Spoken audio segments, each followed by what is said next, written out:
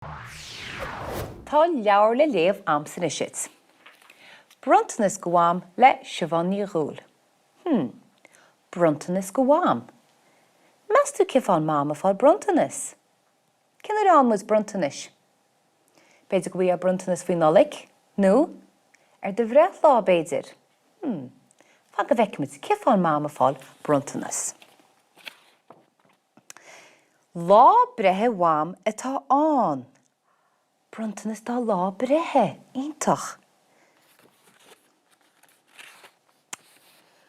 Chua dad, Liam agus Owen is siopadóireacht. Is tá cá focus a glósach agus tá neart siopín sin. Fecin blánaí, siopa leabhar, seacláid. Measú go dtí cheannail siad. Cheanna Owen busca seacláidí go bhfam. Go hálinn. I daineoch busca seacláidí le do bhfam? nó daineoch busca seacláidí leatsa? Sé deas blas de milliis nach míon. Is colmid in is de siopa leabhar. Cheanna Liam leabhar de. Agus dúirte seo leabhar deas. Nach álainn in bruntanas é sin leabhar a cheannach go ghine. Sprálam san rám leabhar an nó. Col daddy bally. Cheanna dad blánaí de. Ó, a bheith me tá rósan na ceannaithe agus neart blánaí deas sa siopa sin. Nach í mámaí bheith sásta.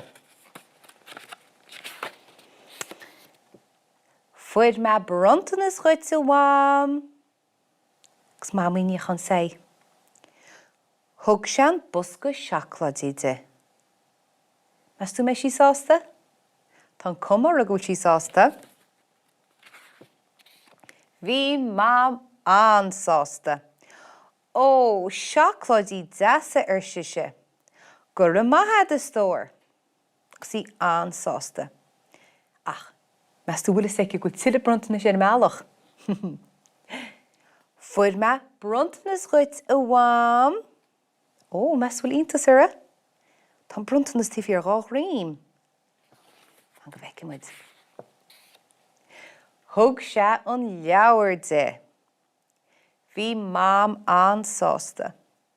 Ó, seo leabhar deas ar siise. Gur a maithad a stór. Ó, bhecinn tú sí baróid cho, mar gur sí cho buíoch agus cho sásta san leabhar. Smálum san rám leabhara, nó bruntanas, tá se go deas a bheith buíoch agus gur a maithad a rán í. Nach bhfuil? Nis, cé tá teach isteach? Isteach le cáit. Mas tú cé té cáit? Thug sí cárta go bhfam.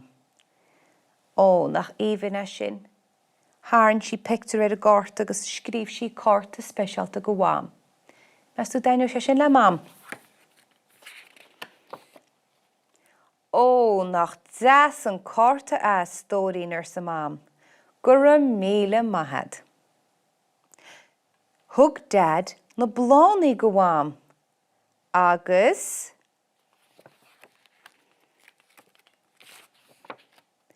thug mám póg go dhead. Is cosúil go raibh an bhreá ag mám an sin, for sí neart bruntanis, bhí sí cho buíoch agus dúirt sí gur a maithad nuair a fuair sí chola cheann. Bhuairtas a bruntanas riamh, ar chuimre tusa gur a maithad a rá.